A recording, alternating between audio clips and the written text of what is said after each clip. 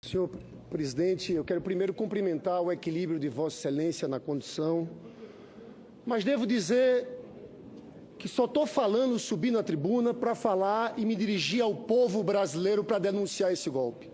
Se fosse para falar apenas para os senadores, eu não subiria essa tribuna.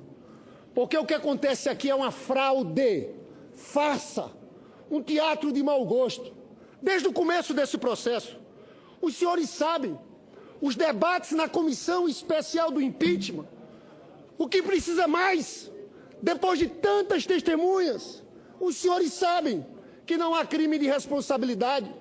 Ficou comprovado que não tinha autoria da presidente da República no caso das pedaladas. Como pode ter crime sem ter autoria? Depois foi o próprio Ministério Público que disse que pedalada não era operação de crédito e mandou arquivar. Mas de nada vale os argumentos aqui. Desculpe, senhor presidente, mas isso aqui virou um balcão de negócios nesse jogo sujo do impeachment. Até melancia ganhou cargos nessa discussão. E olha que nesse momento nós somos juízes. Um juiz é um momento especial do Senado, em que nós não somos só uma casa política. Um juiz não pode negociar vantagens com a outra parte. Isso é crime, senhor presidente. Mas eu vou mais além. Eu fico impressionado a irresponsabilidade das elites brasileiras em apoiar uma aventura como essa. Quanto à presidenta Dilma, eu estou tranquilo, porque sei que se esse golpe se consumar, uma coisa ela vai conquistar, é seu espaço na história. A Dilma vai estar no panteão da história junto com Getúlio e Jango, vítimas de um golpe perpetrado por essas elites conservadoras do nosso país, que são irresponsáveis, porque não têm compromisso com a democracia. Nunca tiveram. Não tiveram contra Getúlio, contra Juscelino Kubitschek, contra Jango, uma elite brasileira que apoiou a ditadura militar desde o seu início. E tem mais, senhor presidente, quando eu falo disso, a irresponsabilidade de entrar nessa aventura, Michel Temer. Os senhores sabem que Michel Temer não sustenta esse governo até 2018.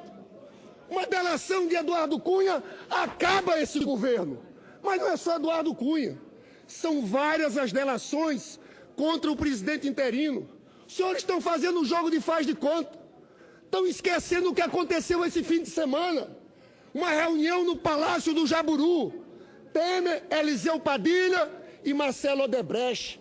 Depois, 10 milhões em dinheiro vivo. Não dá nem para dizer que é para a Caixa 2 de eleição.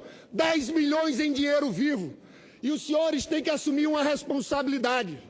Nós não estamos votando aqui só o afastamento ou não da presidenta Dilma. Nós estamos votando aqui se Michel Temer vai ser investigado ou não. Porque se ele vira presidente de forma definitiva, está muito claro, no artigo 86, parágrafo 4 da Constituição Federal, que diz que o presidente da República só pode ser investigado por fatos referentes a esse mandato. Então, se ele vira presidente, não pode ter investigação em cima dos 10 milhões da Odebrecht. Senhor presidente, é um presidente interino frágil. Todo mundo sabe que é sócio de Eduardo Cunha, autoritário, covarde. A senadora Vanessa Graziotin esteve presente na abertura das Olimpíadas. Que cena patética. Mandou tirar o seu nome da apresentação.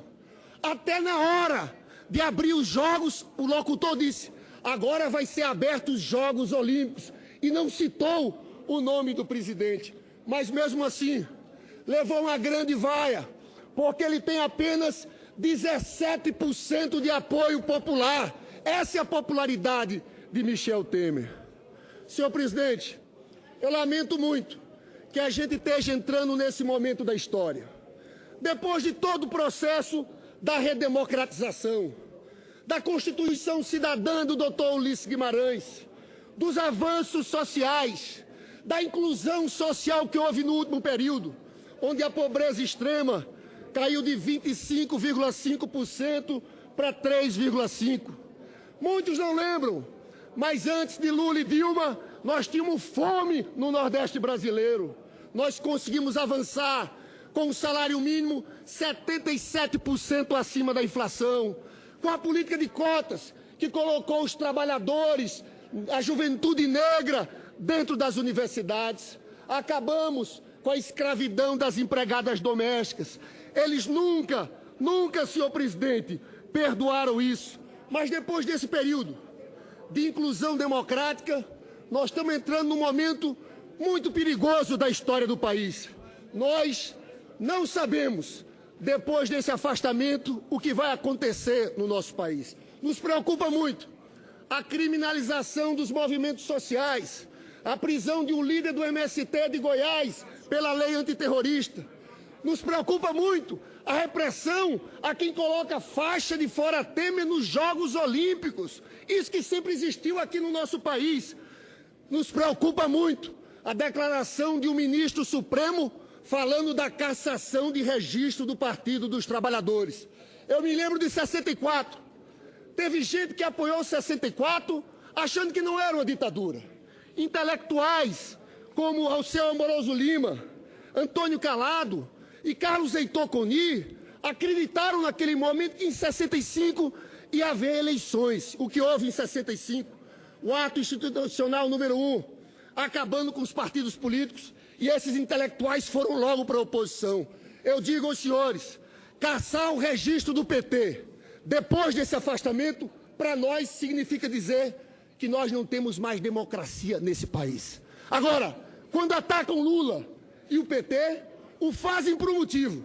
É porque esse golpe, senhor presidente, é um golpe de classe, é um golpe das elites dominantes, é um golpe da burguesia brasileira que quer retirar direitos dos trabalhadores. Eu tenho um gráfico muito interessante que mostra a evolução da participação dos salários no PIB.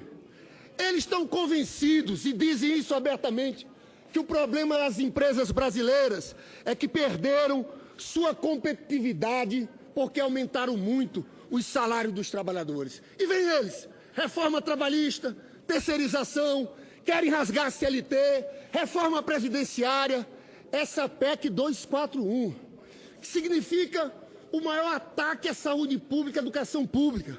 Para os senhores terem uma ideia, essa PEC limita os gastos de acordo com a inflação. Se existisse, de 2006 para cá, os gastos em educação, que foram de 103 bilhões em 2015, seriam de apenas 31. Os gastos de saúde, que foram 102 bi, seria de apenas 65 bi.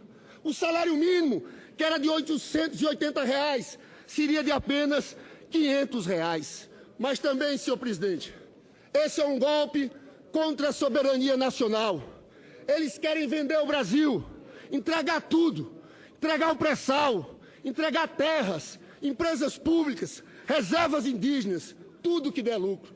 Me impressiona muito como não foi divulgado pela imprensa nacional, só pela UOL, uma notícia de 13 de maio de 2016, que o Wikileaks diz que Michel Temer atuou como informante dos Estados Unidos da América. Essa informação saiu em todos os lugares do mundo.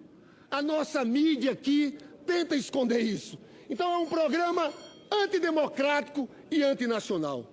Por fim, senhor presidente, o que eles querem fazer é transformar o Brasil num palco de uma luta de classes escrachadas.